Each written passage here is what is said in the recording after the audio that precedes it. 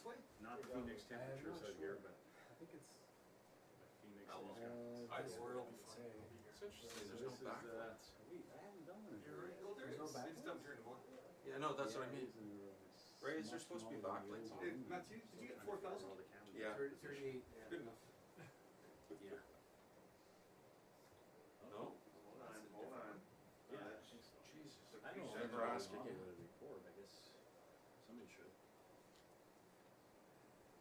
Oh. That's supposed to be Oh, out. all right. Okay. No, I don't know the backlight. Okay. Well, it's all yours then. Well, I'll record here. Oh, I'll record. 36 here.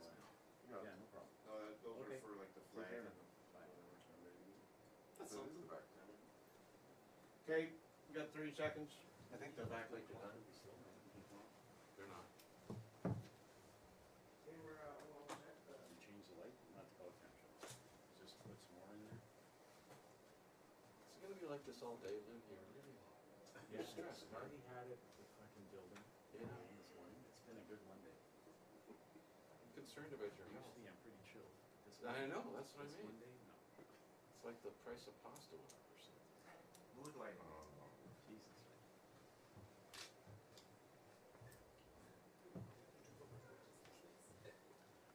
Okay, here we go. Anytime you're ready.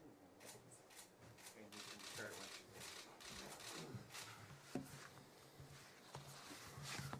Be on your right or left? You pick. Hi there. Welcome, everybody. My name is Debi Daviau. I'm president of the Professional Institute of the Public Service of Canada. I'm joined today by my colleague and Vice President Stéphane Aubry. We'll be both available to answer questions after my opening statement. Vous serez invité à nous poser des questions après ma déclaration d'ouverture. L'Institut représente quelques 60 000 syndiqués qui travaillent pour la plupart au gouvernement fédéral et constitue de fait le plus grand syndicat des professionnels au Canada. PIPSC is Canada's largest union of professionals and represents 60,000 professionals, mostly working for the federal government. Today is not a good day for the federal public service employees. It's what really should be called a sad anniversary.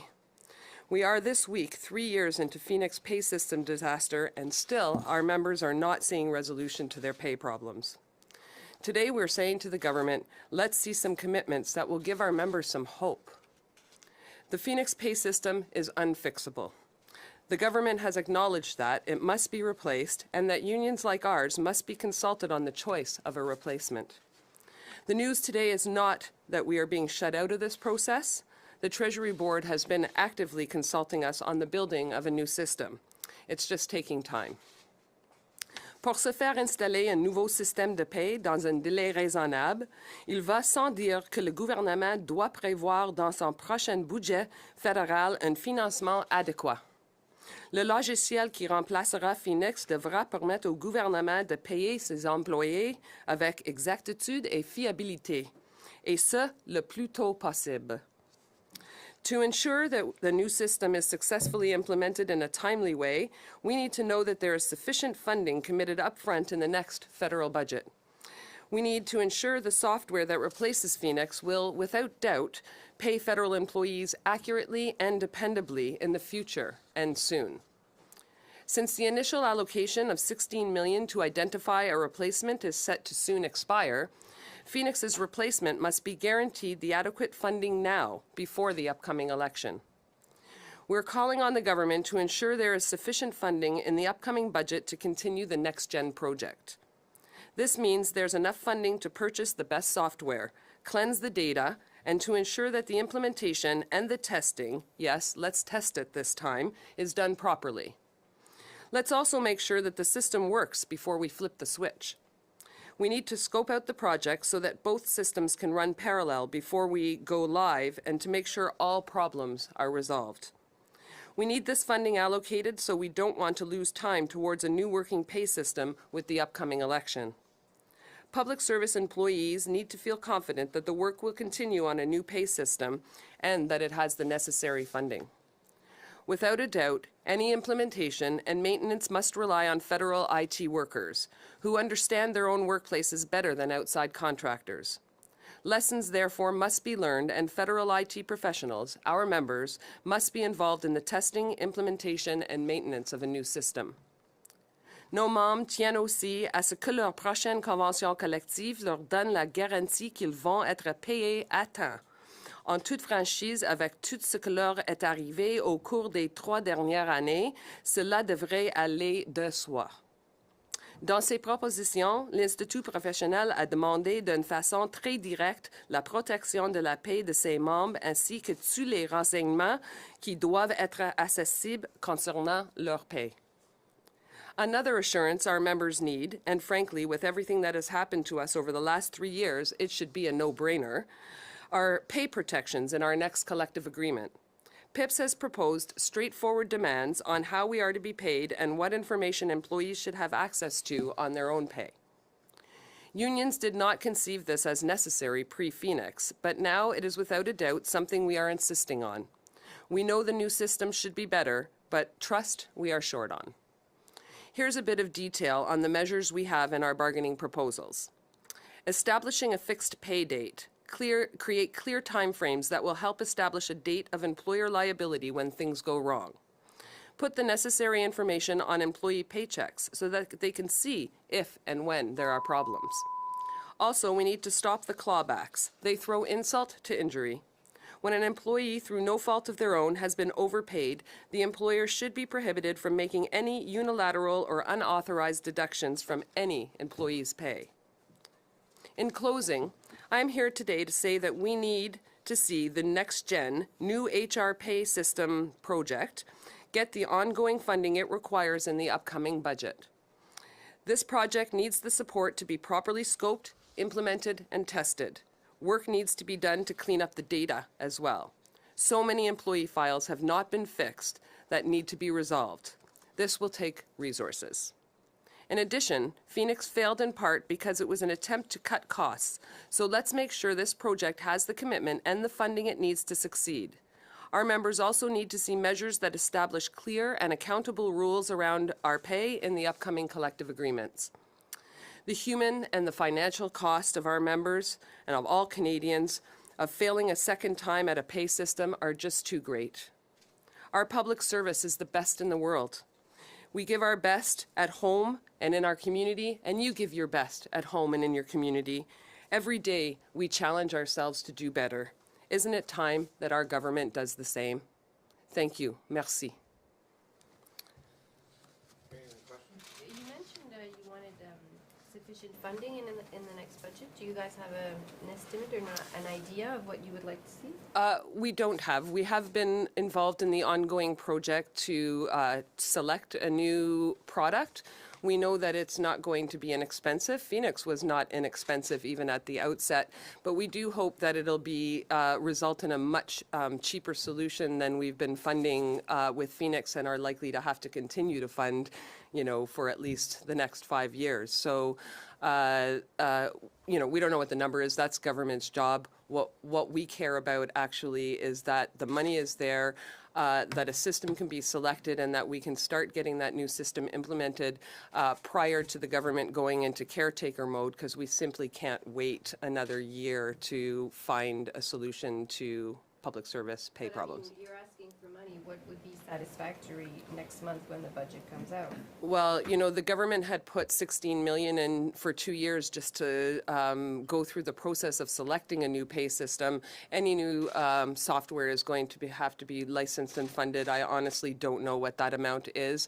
I do know, though, that extensive work is going to have to go on around the cleansing of data and the rollout of any new system. And so, you know, you can put a price tag on it of maybe around the initial price tag that Phoenix was, you know, somewhere in the, but I'm guesstimating somewhere in the $500,000 range just to get going, and then, you know, several years of implementation. So whatever the cost of resources, the money for licensing, the money for cleansing or doing forensic audits on the data, because we wouldn't want to populate the new system with with data that is corrupted out of Phoenix, and no, we don't have a price tag because that, again, we like to rely on facts and evidence, and only the government has the facts and evidence on what the final tally will be.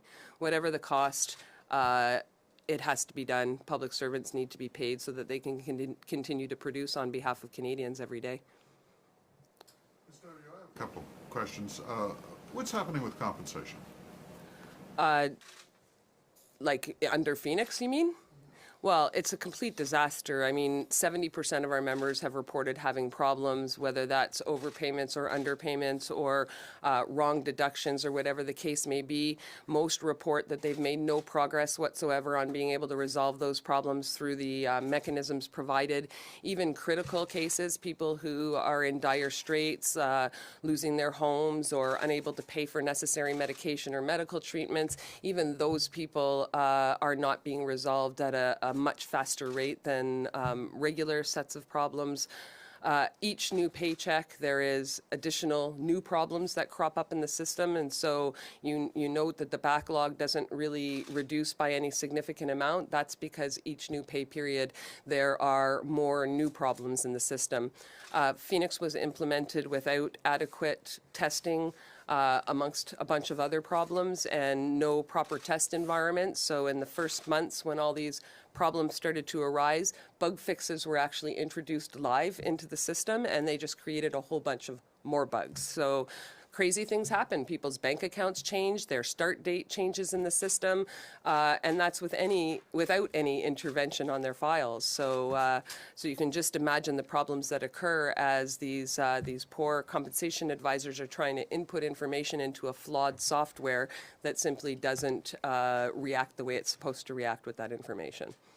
The President testified in, I believe it was Public Accounts before Christmas committee hearing, that it was a wide range, 1 to 8,000 new incidents or occurrences monthly at the center in New Brunswick. Do you have any estimate of what you describe as these recurring gerbil cage problems that go on and on? Well, there are, in fact, a number of problems that they state are corrected that turn out to be not corrected as well. So sometimes they're reporting on a reduced backlog, and some of those problems repeat in the system. Or people who get caught in a crazy cycle where they're told that they owe money, they communicate back and forth with PSPC, they go and get bank records and all of the data, they provide that to PSPC, PSPC realizes that they owe them money, they pay them the money back, and 2 weeks later they get a notice from their department telling them that now they owe the money back to the department, because nobody seems to know what's going on. And so, you know, unless, I mean, we have been able to establish just recently better critical case paths. So the really dire straits people, we are able now to bump them to the front of the queue, but it's literally taken this long to create that mechanism. And my last question is, the comment is made that this is a metaphor. It's kind of like the old naval submarine program.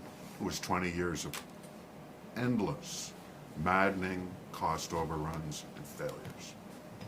Is that a valid observation on behalf of the taxpayers? They couldn't even run a payroll department, let alone deal with income inequity, climate change, anything that's more profound than potholes. Can you comment on that? I actually think that when you talk about things like climate change and those big files, those decisions are made at a much higher level. With Phoenix, the deputy ministers and the ADMs responsible for the implementation of Phoenix were not providing accurate information to those that were making the decisions to go ahead. So the deputy minister and the minister, you know, Marie Lemay started after phase 1 rolled out and was never in any position to, you know, to make the right sort of decision. That being said, we still struggle with getting accurate information out of PSPC, so there's no way to know for sure whether the numbers that you get from the Miramichi Pay Center are actually an accurate reflection. For one, people have lost faith, so they've stopped logging tickets.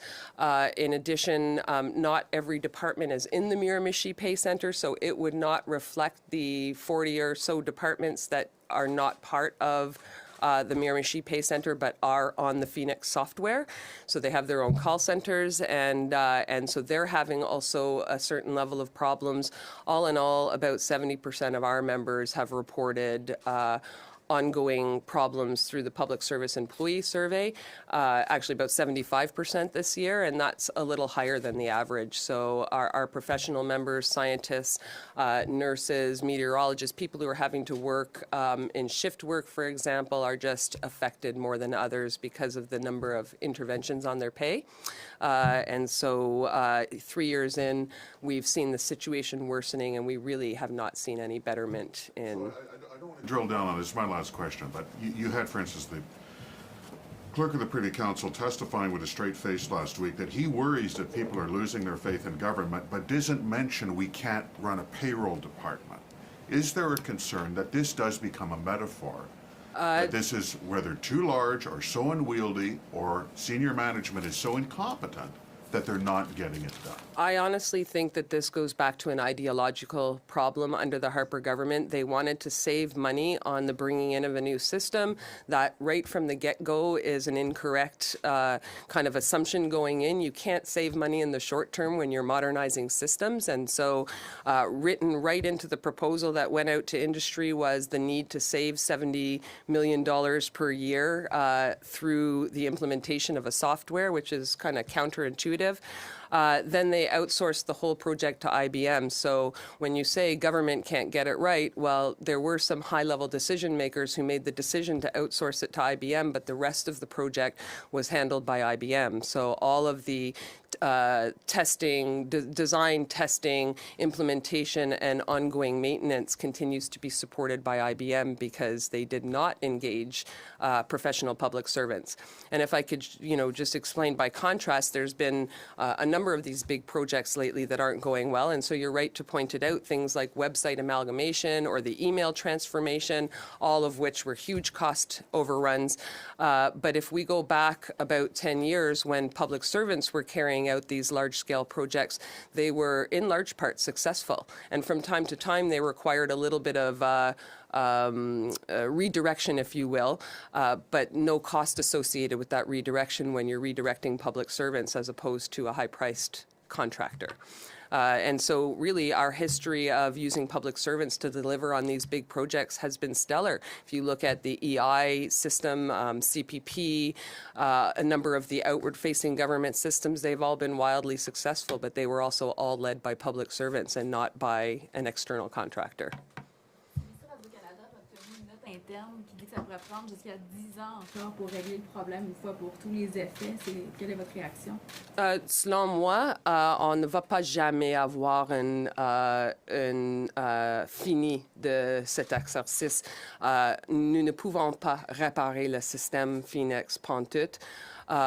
Et l'effort doit être de nettoyer les données avant de le mettre dans le nouveau système. Et nous autres, à l'Institut, nos efforts sont pour la plupart avec le nouveau système, d'essayer d'avoir un nouveau système qui peut payer les fonctionnaires tout de suite. Justement, dans cette même note, on voit que ça se pourrait que ça soit Phoenix encore qui soit juste réparé et non pas, comme Mme Philpott le disait, changer tout simplement le système. Qu'est-ce que vous pensez de ça? Je vais donner à Stéphane pour répondre, juste parce qu'il est ici pour répondre à les questions françaises. J'ai juste à souviens. Bonjour. Oui, ça nous inquiète un peu de voir que ces chiffres-là disent jusqu'à 10 ans. Quand on regarde l'état des dossiers qui sont en attente d'être traités en ce moment, les 300 000 plus transactions qui traînent et à la vitesse à laquelle ils les traitent, ça va prendre des années avant de corriger la situation actuelle. Donc, on sait que la situation actuelle va prendre des années. On travaille en partenariat avec le gouvernement par la consultation pour s'assurer de mettre en place et choisir un bon système qui va pouvoir remplacer Phoenix. Et notre demande est que ce système-là soit choisi rapidement et calculé dans le budget qui s'en vient pour que rapidement les fonctionnaires puissent avoir un système de paye qui va les payer adéquatement. Donc, c'est le gros de notre demande. On veut un système qui paye les fonctionnaires, que les fonctionnaires puissent avoir la paix d'esprit de dire « je vais recevoir ma paye à toutes les 2 semaines, ça va être correct, je n'aurai pas de problème ». Malheureusement, on va encore attendre d'après des années, mais on continue à demander et à pousser le gouvernement pour mettre les choses en place dans le prochain budget et choisir un système qui fonctionne. Aujourd'hui, vous demandez justement des ressources et du financement adéquat lors du prochain budget. Peut-être juste m'expliquer combien vous voulez. Ah, c'est pas c'était déjà demandé. C'était à le gouvernement de calculer le montant, mais... Ah, excuse-moi. Et c'est à le gouvernement de calculer le montant, mais selon nous, n'importe quoi montant, il faut réparer le système. Je pense que ça va être un coût normal d'implémenter un nouveau système, mais je ne sais pas c'est quoi le chiffre exactement. Mais le gouvernement, faut le savoir. Comment vous réagissez au fait que le gouvernement n'exclut pas IBM dans le nouveau système que la compagnie est toujours en liste pour avoir un nouveau système de paie? Est-ce que ça vous frustre? IBM, je pense que non. Le gouvernement a fait une garantie qu'ils ne vont pas utiliser un intégrateur d'un système. Je m'excuse si ce n'est pas la bonne terminologie, mais IBM, c'était un intégrateur. Leur rôle comme gestion de projet était un rôle qui peut être fait par un fonctionnaire.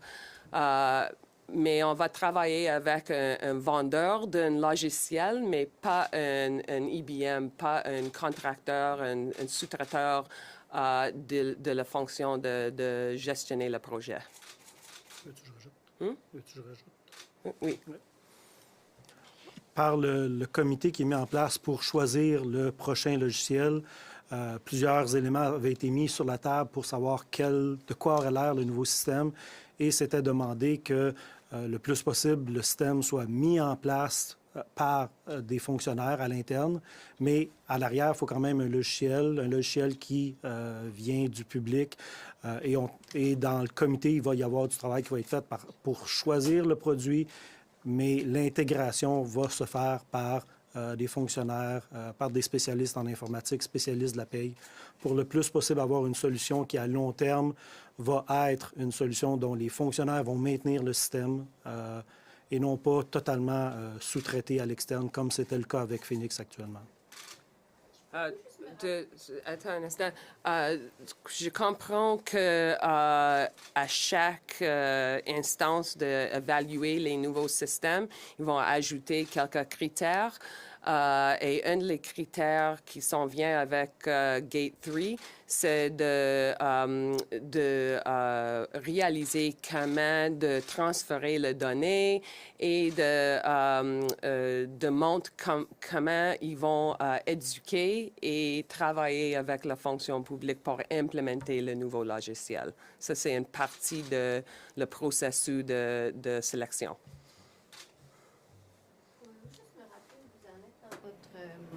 Négociation de convention collective? Oui. La majorité de nos groupes ont commencé le processus de négociation collective. On a divisé notre négociation en une table centrale qui contient les éléments de base de l'ensemble de nos groupes. Et après ça, chaque groupe sont relativement indépendants par rapport à leurs demandes spécifiques. Et dans l'ensemble de ces demandes-là, oui, on demande que des éléments pour s'assurer que la paye des employés soit livrée adéquatement et des mesures et des demandes de correction si l'employeur ne respecte pas quand les paiements sont faits, quand le rétroactif est mis en place. Donc, ça fait partie des demandes de couvrir ce qui est arrivé avec la paye pour avoir des éléments dans notre convention collective pour pas que cette situation-là comment je dirais ça? De s'assurer pour que la prochaine fois, des situations, on ait des moyens de mieux défendre, mieux représenter nos membres s'il y a des problèmes de paye dans les prochaines années.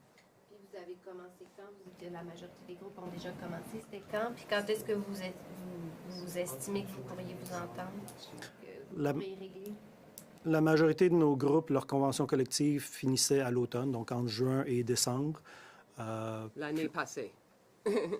2018. Oui. La majorité ont déjà présenté leur demande à la table de négociation et le processus est enclenché. Oui, on espère pouvoir avoir certaines ententes avant que le gouvernement lance les élections et qu'il tombe en caretaker mode. Mais on ne veut pas non plus tout donner. On veut vraiment s'assurer d'avoir des bons éléments dans nos conventions pour bien représenter nos membres. Puis si vous avez besoin des détails, nous avons notre campagne Faites donc mieux, Do Better in English. So there's a lot of information on our website about what we're on about in terms of negotiations. But of course, with Phoenix and the 3rd anniversary of Phoenix, this is about more than our protections in collective bargaining. It's really about getting a pay system in place as quickly as possible that public servants can rely on. Of course, 3 years is already a disaster, and we just want to make sure that the resources are in place to do it before we have to stall out on an election. Thank you. Thank you so much for your time. Appreciate all your attention to this issue.